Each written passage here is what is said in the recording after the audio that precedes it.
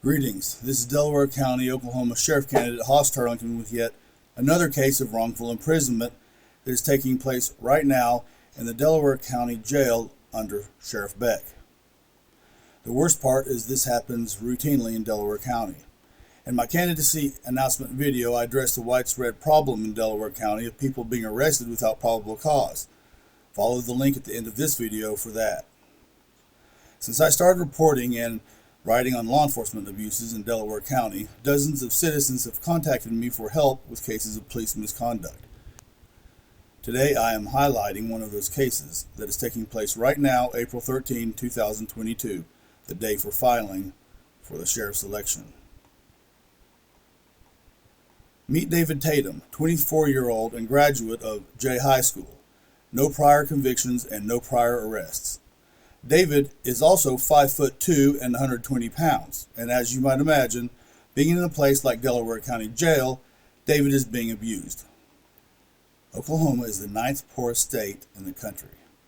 If you subtracted the income from the lake, Delaware County would be the poorest, or close to the poorest, county in Oklahoma. David is being held illegally. David was booked on the 26th of last month, and it is now April 13th.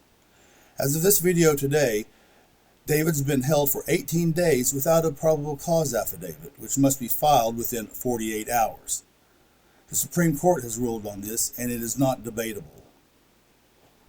If the probable cause affidavit has not been filed with the court in 48 hours, the prisoner is to be released. Law enforcement can continue their investigation after the inmate is released, and if they develop a case with probable cause, then they can make an arrest. When members of David's family contacted me, I looked for David's arrest records on the Oklahoma Supreme Court's official website, the website attorneys use, and a private investigation website. I could find no record, so I told David's sister Alicia to obtain them at the Delaware County Courthouse in person. Natasha at the Court Clerk's office said she could find no records at all for David's arrest. This is a government kidnapping, not an arrest. And this happens all the time in Delaware County. Remember, arresting officers have 48 hours to file a probable cause affidavit or the prisoner is released. At that time, David had been incarcerated for 16 days. Natasha advised Alicia to call the district attorney's office, who, instead of calling the jail and telling them to release David, passed the buck to the arresting officer at the J Police Department. When Alicia asked for the girl's name in the DA's office, the girl hung up. Alicia called the J Police Department and asked to get a copy of the probable cause statement and was told the arresting officer would call her.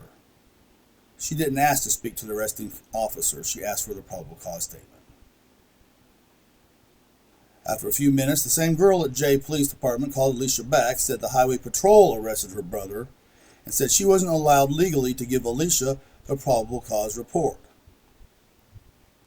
Anything that is filed by the police is public knowledge.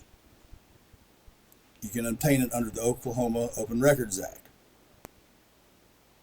I had an activist attorney notified who is known for taking police misconduct cases such as this one. David and his family have a lawsuit. Add that to the more than 1 dozen already filed against the Delaware County Sheriff's Office. When I'm sheriff, if an arresting officer fails to file a probable cause affidavit with the court clerk in 48 hours, I will personally escort that inmate throughout processing immediately. The day I'm sheriff, I'll end the current sheriff's policy of making families pay to visit their loved ones in jail. The day I am sheriff, I will end Sheriff Beck's policy of making families pay to visit their loved ones in jail.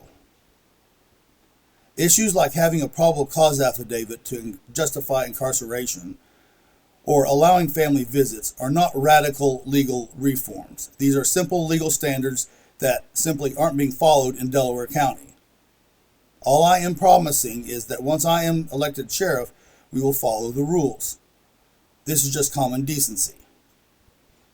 Thank you for watching. God bless, and see you at the polls on June 28th.